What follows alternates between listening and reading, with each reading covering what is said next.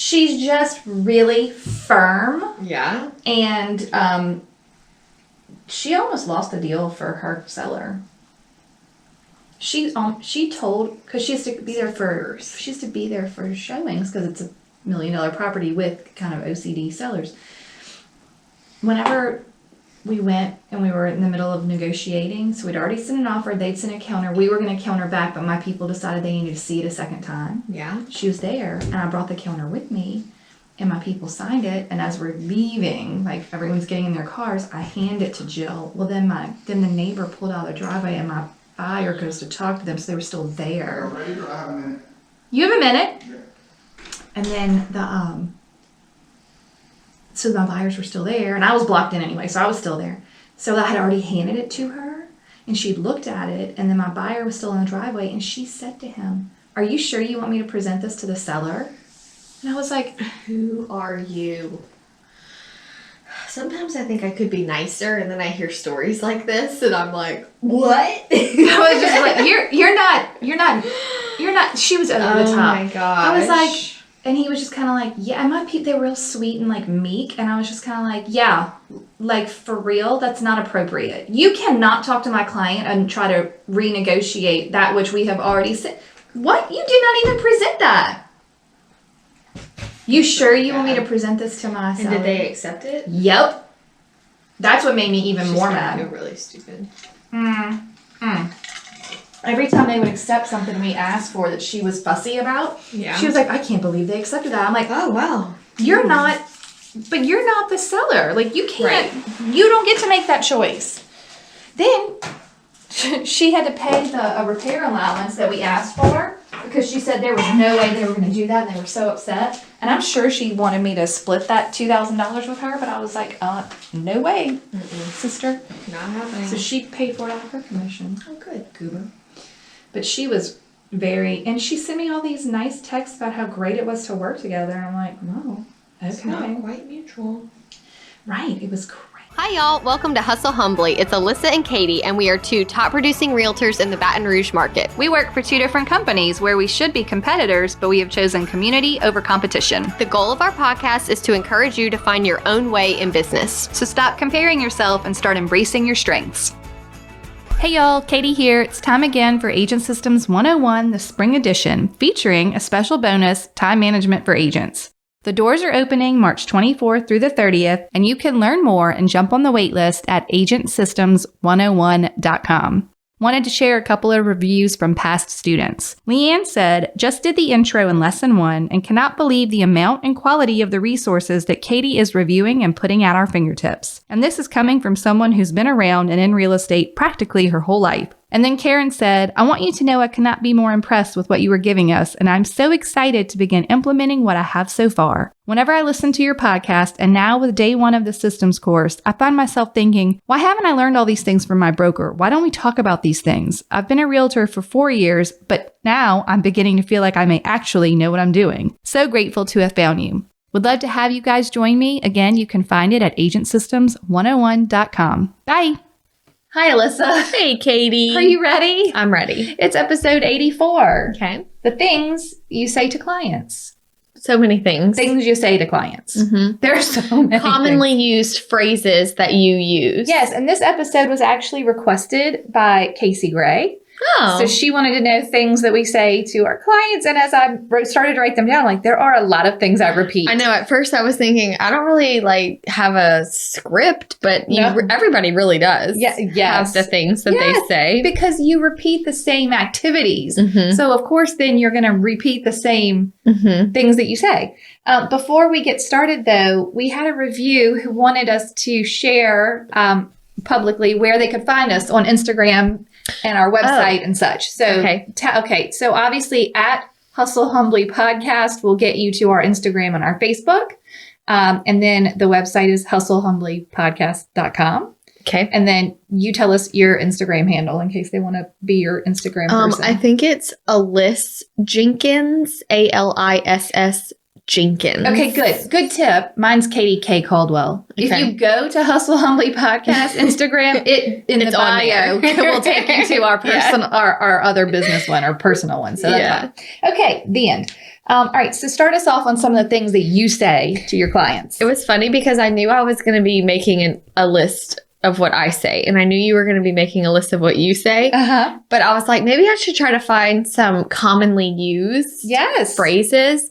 But there weren't really. It was more things like investor special. Oh, like descriptions of listings, kind of. Yes. Price to sell. Sold as is. TLC or handyman special. So Fixer upper. it wasn't really anything like what we're talking about. But I actually just went on so I knew we were preparing for this episode. We've been talking about it for about 3 weeks. That feels like, yes. And so you've been in my taking them notes, down. I've been like, I anytime love it. I find myself saying something, I just write it down. I love it. I guess they're not really in any particular order. Fine. But at a listing appointment the other day, I always say, there's not a magic number. Oh, I like that. So when they're like, what do we list it for? Right. I mean, like, I hate for them to feel like I'm not confident in my assessment. And at the same time, there is not a magic number. There's not a magic number. So we could be too high. We could be too low. Like, that's why we have to look at all the data and make an educated decision. But it's still basically an educated guess, right? I mean, like, you're not going to... It's 242.5. I mean, like, it's not that specific. Right. And then you do have people that get hung up on, do we do 249.9? Do we do 250? Yes. And I always just tell them, look, it's not a magic number, and I don't have the magic number. Right. And appraisers don't either. No, because they do it different. You could have 5 appraisals done, and they would all be different. So there's no number. There's no magic number. No number. So I say that all the time. And I'll also piggyback that with saying what I do is present the data to you and give you a range. Yes. And then you know your numbers. Right. I say that a lot. You know your numbers. Oh, you know your numbers. That is good. I don't. And I don't care to. Right. I don't care to know what you owe or what's going on. You know your numbers, and I don't care to. So we together come up with a price. Okay. So that's kind of my price spiel. And I would say I say that at every appointment, because it always comes up. All right. Here's something that I sometimes say that I think is a more industry standard sort of term, but miss the market. You know, we don't want to miss the market. So follow up to there's no magic numbers. We also don't want to miss the market. But in order to use that terminology with your client, you have to be able to back it up with what the heck does that mean? Right. So if you pick a number that cannot be backed by data that's way above the other comps, you could potentially miss the market, which basically is you put your house on the market. Nobody who's looking in that neighborhood is interested because it's way more than all the other houses. And then all of a sudden, time has gone by, it becomes stale. And once you get the price to the right place, nobody still wants to buy it because you have missed the market. Right. And I think that's a more like commonly used term that I think the public also doesn't understand. Like what in the heck does that mean? Okay. I also, in this topic, say we will adjust accordingly. Oh, okay. So they always want to know, when do we reduce the price? How much do we reduce the price? Like they want to have all the discussions about the future up front. I just thought of one that I say all the time that I didn't write down. What? I'm like, I don't have a crystal ball. I have that in my notes. I don't have a crystal ball. I literally have that written down. And I do say it all the time. It's like, I wish, or I'll say, I wish I had a crystal ball. Yeah. Or I don't have a crystal ball. I'm like, I cannot tell you if it's going to be 3 weeks of no showings or if it's going to be 3 days of nothing but showings. Who knows? The market is a mystery. It is. I mean, you never know. You just never know. And I say, sometimes I have houses that I think are going to fly off the shelf that don't. And sometimes I have ones that I think these are going to be a challenge and they aren't. Right. You just never really know. Because all you can do is take the knowledge you have of the market and your previous experiences within the market and try to figure out. But again, it can be affected by the economy, by the time of year, by I don't know, a friggin' football game that weekend. It could be anything. So you don't really know, a holiday, whatever. I think that's so funny. Yeah, we don't have a crystal ball. I have that written down. I had a client that I showed a house to this weekend, and we feel like it is very overpriced for what it is. But it's hard because they do love it, and there's not really anything else on the market that meets their criteria. And she just keeps asking me, but what about if we need to move in 5 years? And I'm like, I don't have a crystal ball to tell you that everything's going to be okay. No, and I don't think it's okay as an agent to reassure them something that you don't know. So if my clients, I said, we're going to make our best attempt at making a sound financial decision, a good investment that serves you, but we don't know what's going to happen in 5 years. But I also, my buyer philosophy has always been, I try to put them in a good area that sells well, that's priced correctly, that if in 2 to 3 years they feel they have made a mistake, they could sell it. Right. Maybe you're not going to make money, but you could get out of it. I never want to put my buyers into a house that they're stuck in, that's got a cell phone tower in the backyard that they didn't care about, but nobody else is going to buy. Like, that's the type of stuff that plays into my buyer philosophy. Anytime I'm in a situation like that, I do try to have an email that I sent them expressing my concerns. You want it in writing. I do. Yeah. I had a young couple a few years ago, and they were looking in a certain area that was very heavily affected by the flood. Okay. And it didn't really bother them because she said, well, I grew up in this area and my parents have always paid flood insurance. And so it's just something I'm used to and I know about it. I'm informed. I said, yes, but what you don't maybe realize is that, you know, it could go up. Yeah. And it will affect resale. I said, but if you love this house, I have no problem selling it to you. I just want to express my concerns up front. And I made this an email. Yeah. Because I wanted it in writing that I gave you the advice. This concern. Right. Well, lo and behold, it flooded after they bought it. And their insurance just skyrocketed, and we had the hardest time selling that thing. Yeah. And she even said at one point, like, we should have listened to you. And but you know, I hate that because I do too. Hindsight 2020. I don't want to be right on that. Thank you. And this is what I say all the time, not so much to clients, but in my life and especially to my husband. I don't want to be right. I want to be happy. Right. And I would love for you to join me in that. I don't want to be right. I want you to be happy. We all want to be happy. It's hard because you can only say so much and then you have to serve them.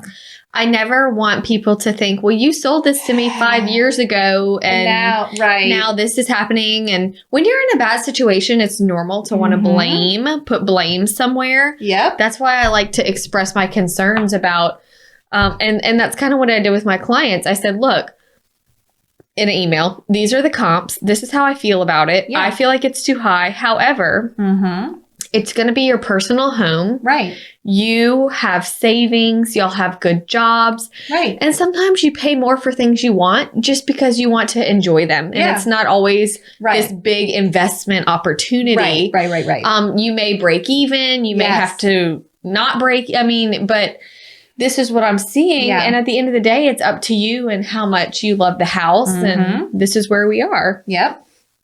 But I don't want to go to a listing appointment in 5 years and then be like, what? That's a great point, though, because I know we have a lot of new agent listeners, a lot of like people who haven't even gotten their license yet.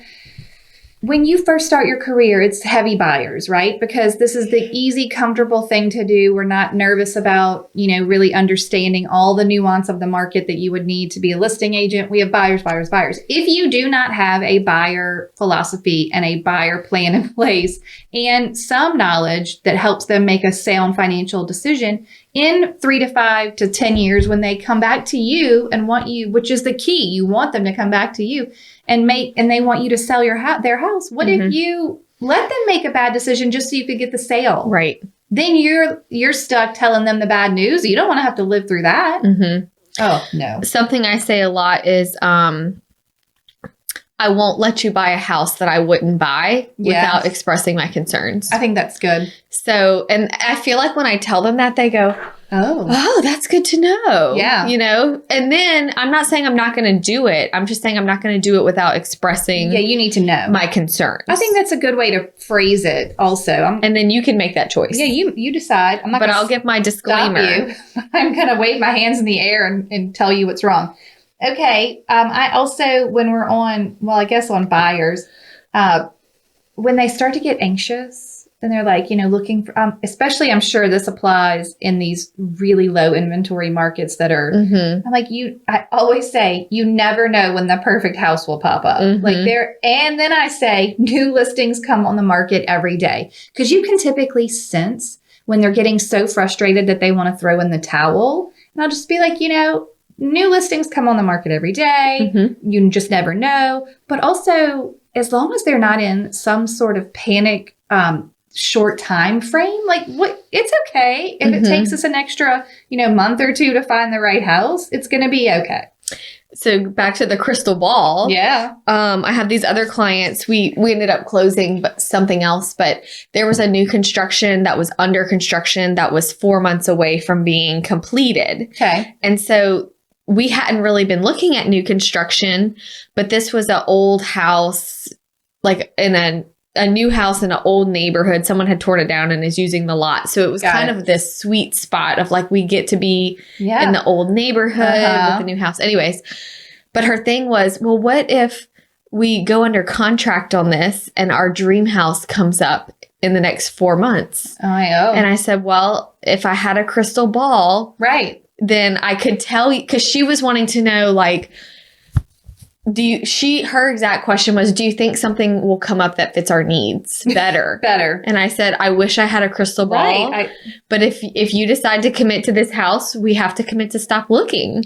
Yes. We can't look anymore. You can't You look have to anymore. just call it. Stop. And that's when I go and turn off any searches that are coming from me. Like, you're not going to, I can't stop you from going to Zillow, but you're surely not going to get me sending them to your inbox. Right. I also say, this applies there. No house is perfect.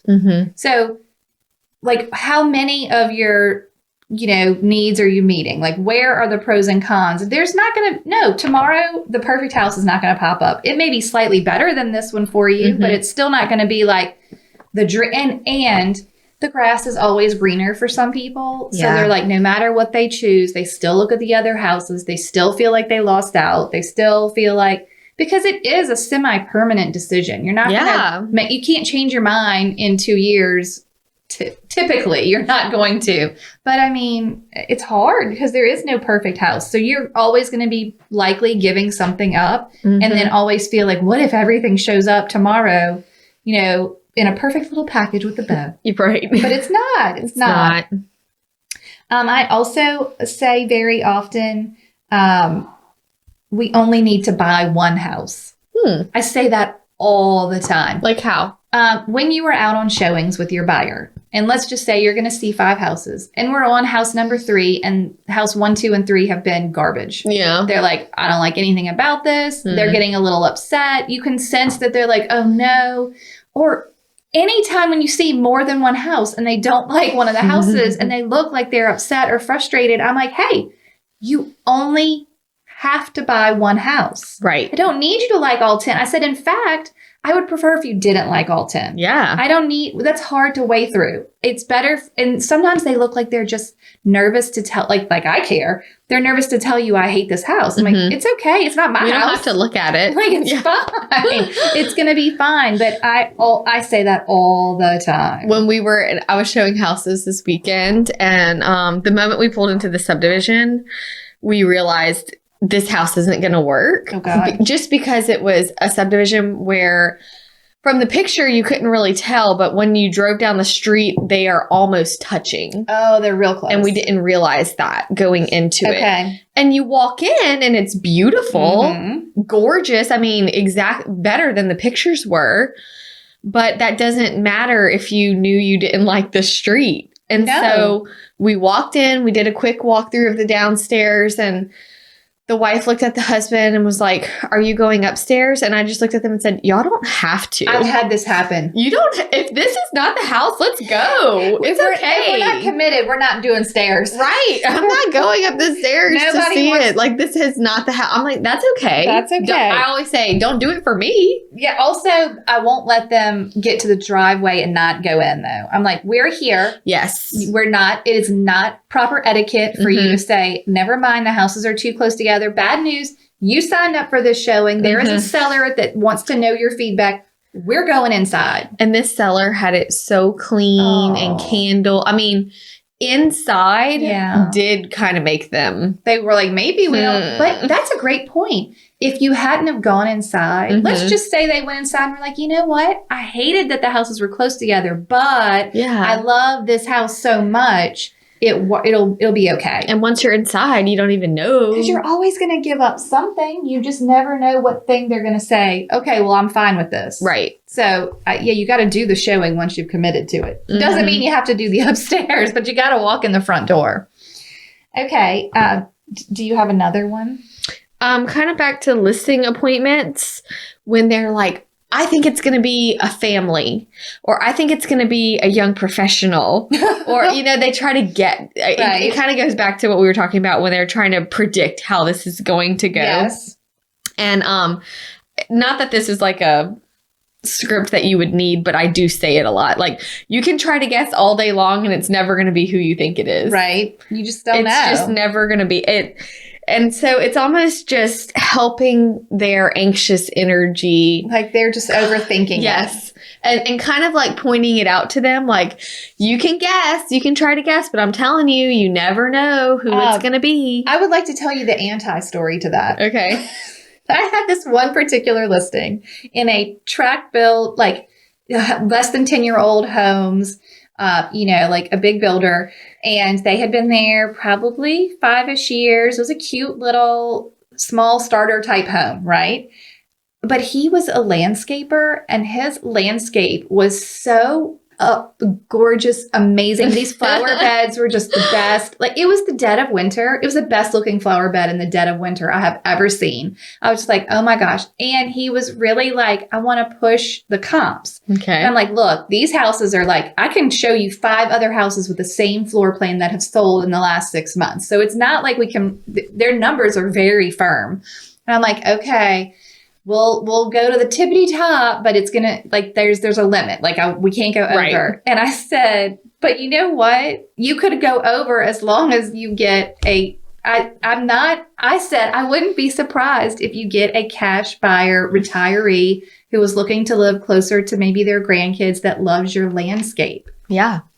That is legit who bought the house. Oh my gosh. It just was, I don't know why. I was like, I could maybe see that being the case, like not being a first time buyer, but instead being like a downsizer who's like, well, I want this maintenance free house with the gorgeous flower beds, and I'm going to pay.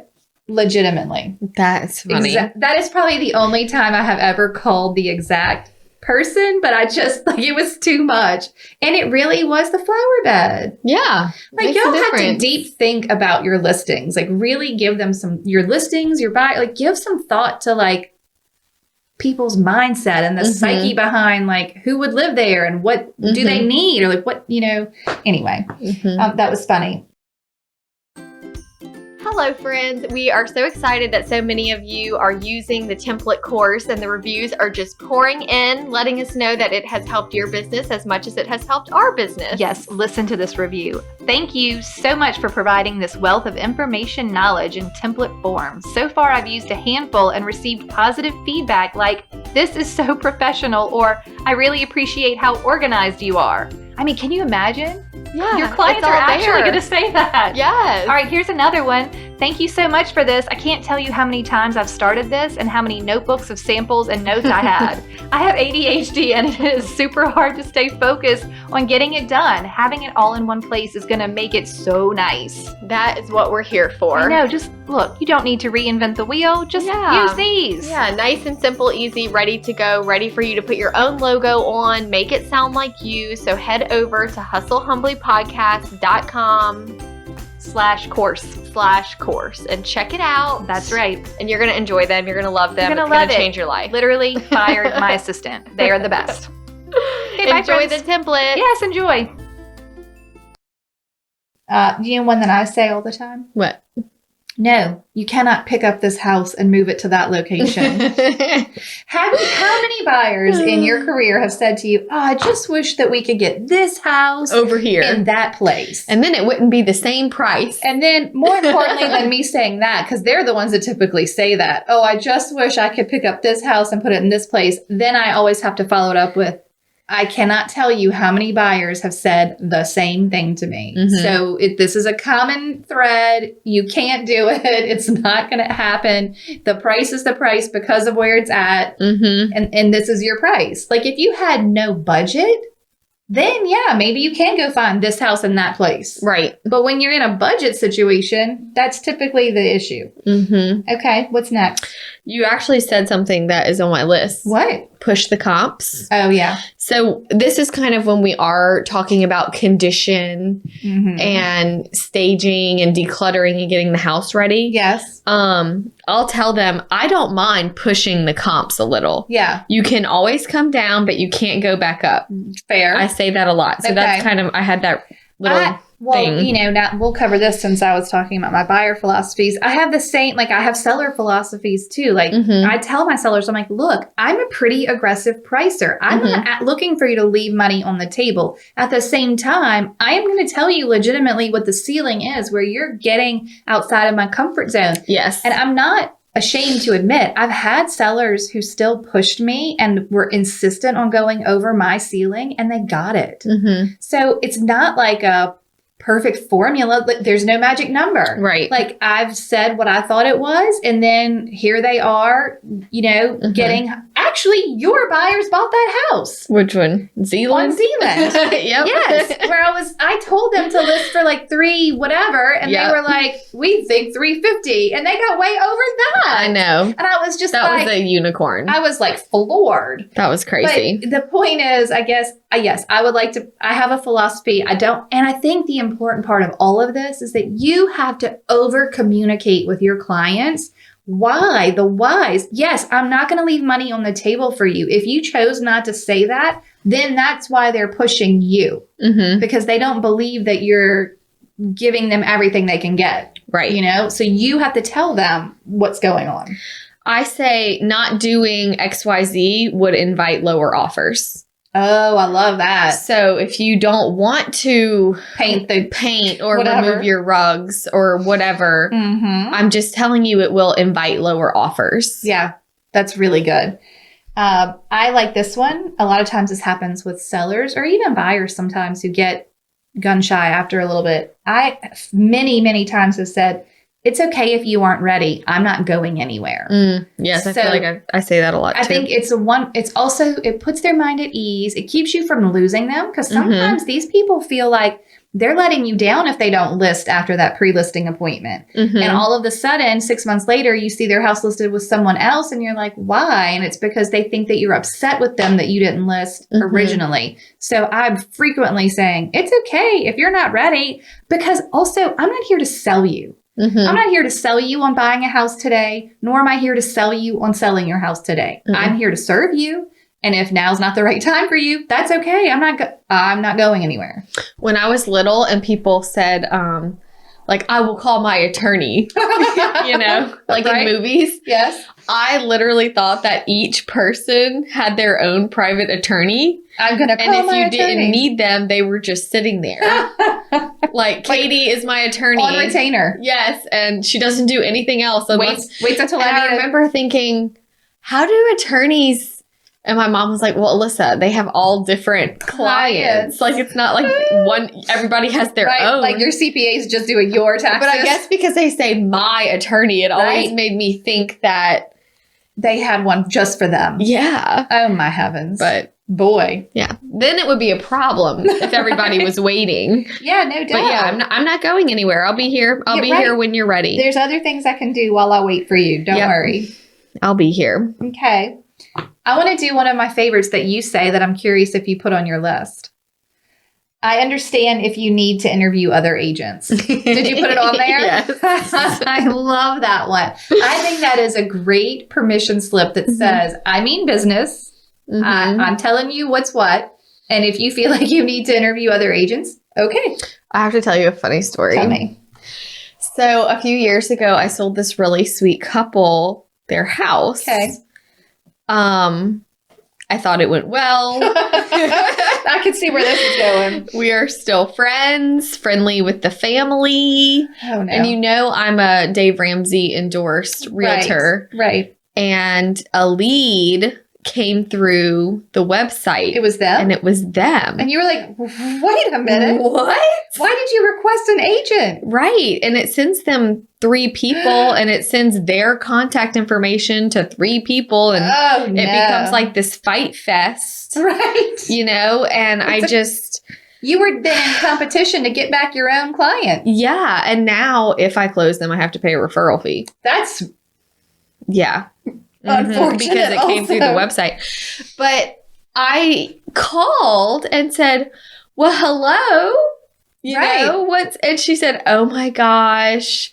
She was like, you know, we're not even sure if we want to sell. We're just debating because we've been traveling and this and that. And, you know, we just felt like we needed to do our due diligence before and maybe like interview. And it's like, I still didn't really understand.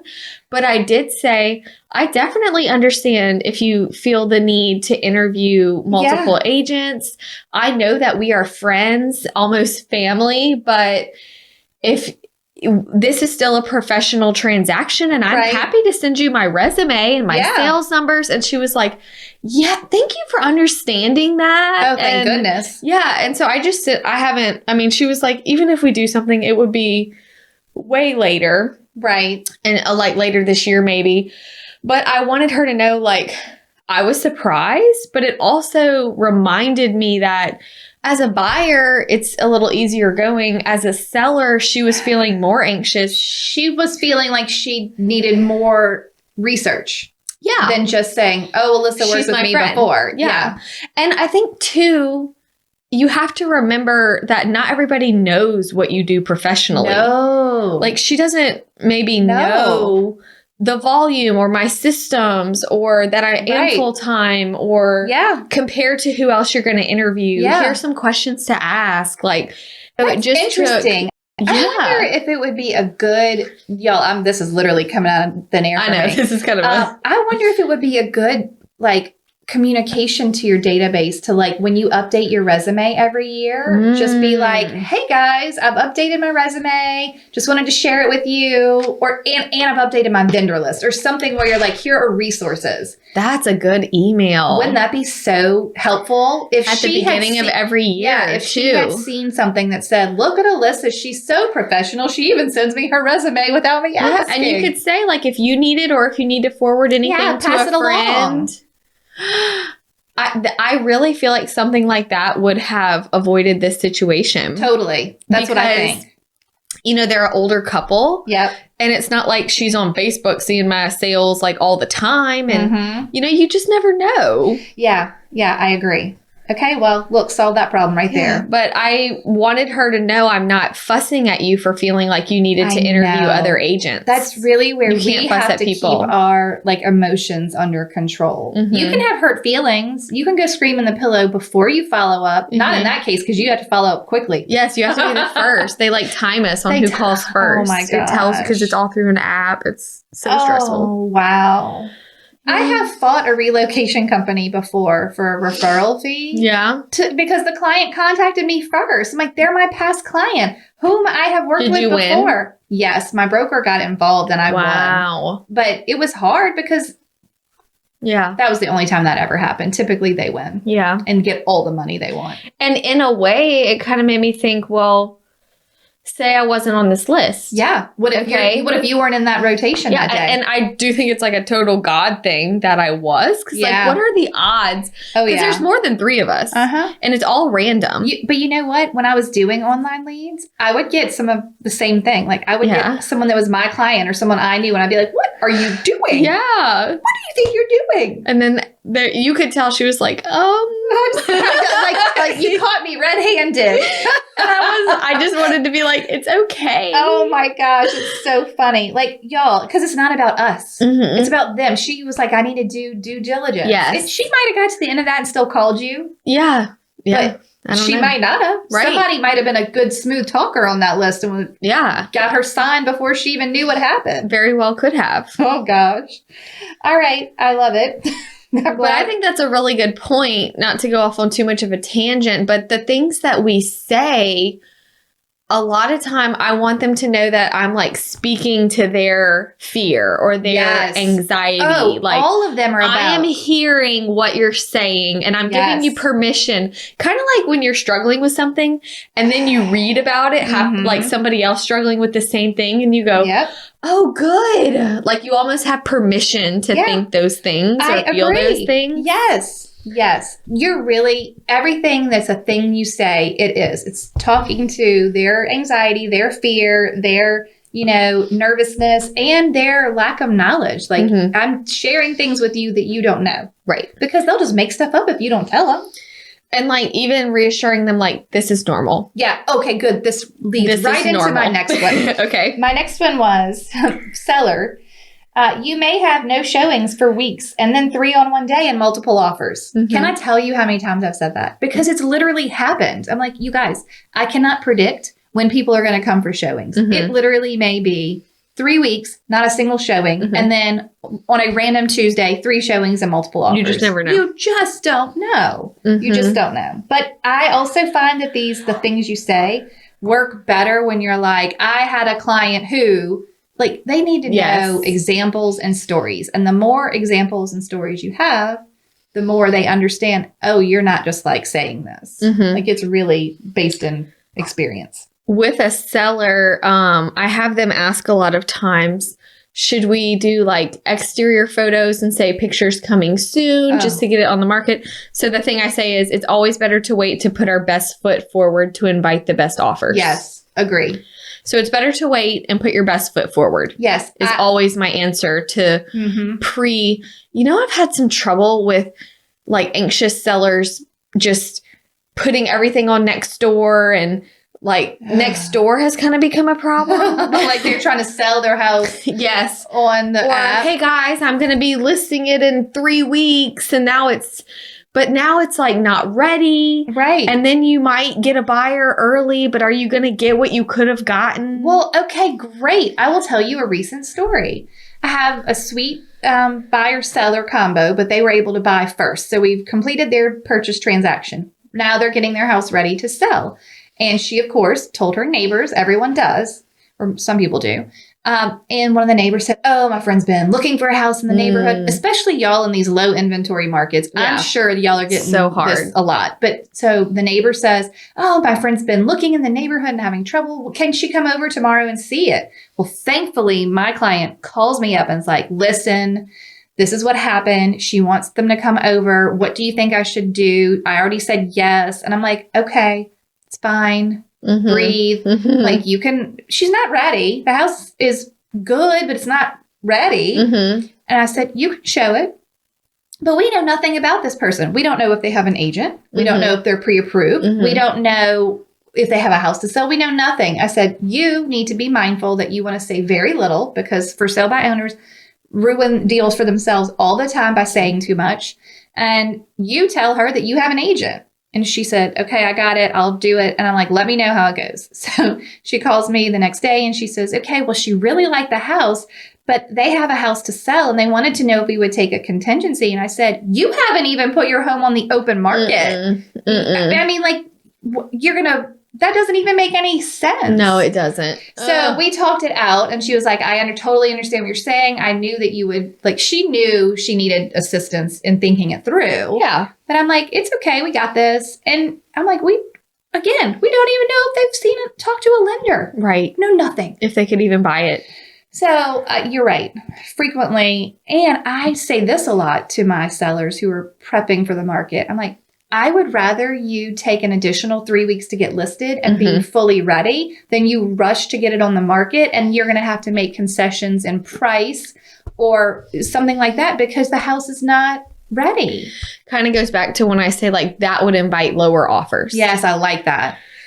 Right. Yeah. Or no offers at all. Mm-hmm. I know. And that's always a work in progress because some sellers, I find it's easier to be straight with them. And some are just like, some are just harder. Like everyone's different. And some people are just hard to read. So then you don't want to like, everybody's different. Yeah. But, okay. Here's a funny one I heard in a class once. Okay. That I have never in my life said, but I think it's funny. Okay.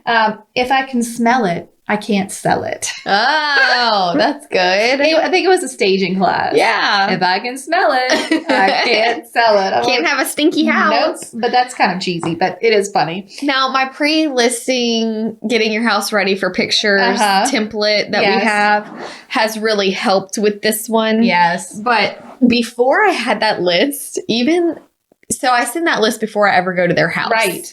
Because it prepares them for things I will see and say, and it lets them know I don't pick on your floral drapes. I pick on everybody's. Yeah. But before I had that, the fact that I was going into people's houses and saying, this needs to go, and not like that, but it feels hurtful. It feels hurtful. And I would always say, if I was here for dinner, I wouldn't even notice your home is beautiful. Yes. I love your design choices. Yes. Said all those things. It's your house. So I have this on my list. Your house looks totally different when you're trying to sell it. Yes. And I also say, if I needed to sell my house, do you know how much work I would have to do? Oh, I like that too. And then they go, okay, good. Because I want them to know I'm not here to shame you. No. I'm not here to. I say this in almost every pre-listing appointment. They'll always be like, I'm still working on that. I'm so sorry, this room is a mess. I'll be like, I'm not here to judge. Nope. I have no judgment. Nope. Zero judgment here. I'm just here to tell you how to get ready. I'm a neutral party. I don't care how dirty your closet is or how many floral drapes you have to take down. Mm-mm. I'm not judging. I'm not judging. I'm here to help. Because I'm also not wanting anyone to randomly walk into my house and like pick it apart. Mm-hmm. It's hard. It is hard. The other one that I say a lot, it goes hand in hand with the floral drapes, style specific. I feel like that phrase, we've talked about it in our staging episodes before. It really does help them understand your style is okay, but it is style specific. So we want to make your home more neutral and appealing to more buyers. So we're removing things that are style specific. So we need to increase our buyer pool. Ooh, I like that. Yeah. So this right here, your jungle room is just not going to work. It may not appeal to all buyers. Mm-hmm. Maybe it's a small, and I use my hands, a small buyer pool. Right. When we need the biggest once pool. it's neutral, we have more. Yeah. That's so true, though, with so many things when they're getting their house ready. There's an agent in our office. I just love him so much. He's an older man, and him and his wife are a team, and he keeps a shiny penny and a dirty penny in his pocket. Yeah. And at listing appointments, he pulls them out and puts them in his hand and says, these two pennies, they're in the same place. They're worth the same. Which one would you buy? Right. And I'm like, that's a great idea. It's a great way to do that. They are worth the same. They're the same. But guess what? Yeah. Shiny one's going to go first. He has something he says about paint, and I can't remember. Oh, dang it. I'll have to ask him. Find out for us. Mm-hmm. I have another one that I recently learned, and I love using the term pre-pack instead of declutter. Because declutter feels hurtful. Like you have a bunch of crap in here. Yeah. But pre-pack sounds like you need to start packing away your precious goods that are going with you to your new place. Mm-hmm. This is also, I think, brings out a point that I find very difficult. I don't really like a seller who doesn't have to sell and would just take it. Don't test the market. Right. I don't want to hear it. I don't want to be involved in it because I can't give you staging advice. I can't give you negotiation advice. I can't give you any advice basically because you're still living here. You live here and you don't want to pack up your family photos because maybe you're not going to move. Right. And that's hard. I haven't had one of those in a long time. Yeah, me either. But I had, the last time I had one, they were like, could you just come over and tell me what you think? And maybe after I'll love my house and not move. And I'm thinking, well, I can point you in the direction of a very nice stager who come help you. I sent them the checklist. And they just were like, great, love the house. I said, I said, to be honest, I don't do that unless the checklist is done. So I think this would help you. I think you would enjoy this checklist. Look, I have this ready to go for you. Awesome. Here's the checklist I like give that you people. did it that way. Did you ever go? No. I said they never moved. I saved a whole afternoon. Perfect. That, you know what? Great. Your use of time efficiently, it should be something we all strive for. Which leads me into my next one. Okay. And this one is a things realtors should stop saying. Oh. Not things I want you to say, things I want you to stop saying. I work 24/7, always open. Even when they put it in their Facebook hours, like their Facebook business hours or 24, like anytime. Like, no, stop it. Mm-hmm. Stop saying I work 24/7. I don't say it. You don't say it. Nobody needs to say that. In fact, I think our next episode next week, maybe so, is on boundaries. Okay, We're doing another boundaries episode, and I have notes on that. Great. We'll cover that deeper next week. Do you have any others? On that, I have things that I do say kind of goes hand in hand with boundaries. I have an appointment at that time. Oh, all the time. So I say that all the time. Yes. I also say sellers require notice for appointments. Love it. So, hey, no, we can't actually go in 30 minutes. Right. Per my email below. Oh, I love that meme. I usually use that more for agents. Okay. It's usually agents you would never do that to your client. Now, if I do, I'll do it nicely, Like, for example, and that's why I've started resending the seller move out checklist. Right. Because you send it in the beginning, day one, when they get an offer. They don't even remember having it. They don't remember. So I have started sending that email twice. That's good. The whole thing. I'll say, like a week before closing, I'll say, hey guys, I know I sent y'all the email below 3 or 4 weeks ago, but I just wanted to resend it to you. So yeah, that's good. When they're asking me about, this is more for sellers who have been on the market, when we're talking about price, let's refer back to the market analysis. Right.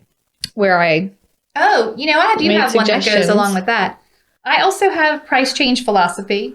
Yeah. I'm big on having a philosophy because you have to be able to talk to your seller about it. So if the seller says, well, can't we just try blah, blah, blah price? I'll say, yes, you can try it.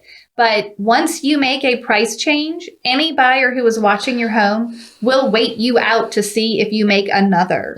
So basically, I don't ever want to do a price change. I want you to price it correctly from the get-go, get one or more than one offer, and be done. Success. I don't want to do a price change. I have that. I don't do a lot of price reductions, but when I do them, they are to put us in a new bracket. Yes, I like that. So if I've had sellers before say, should we drop the price like $3,000? Nope. Not going to matter. No. It's not going to matter. I don't know that I've ever done one. I'm sure I have at their request, but typically $5,000 or $10,000. I mean, they're not. Yes. 5 or 10 is kind of my. Right. And I tell them I don't do a lot of them. Yeah. I say I don't do a lot of price reductions. Right. And I do them based on the feedback. Yes. And the activity or lack of. Honestly, I prefer a improved condition over drop price. And that depends on the particular house. And then that's just hard because once it's listed, it's so hard to I know.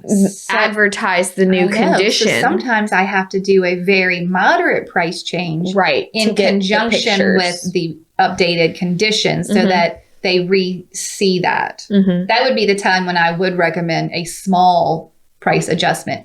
Sometimes, that's the only time I do it if I'm redoing pictures. I like sometimes with that scenario where they updated flooring, painted the house, did something that needed to be done, but improved condition. Sometimes the price change I will make would be up because that will still repopulate to everyone and it'll make them scratch their head a little bit and be like, oh, this house went up $500. Like, and it makes it in our MLS, it makes it green instead of red. And I just think that it has like a positive connotation. Right, it's green. It's all mental. Yeah.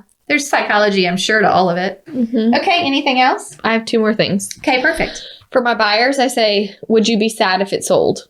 Oh, that's good. Because they always want to know, like, oh, should we sleep on it? I'm not here to pressure you. Right. My question that you have to ask yourself is, would we be sad if it sold? I love that.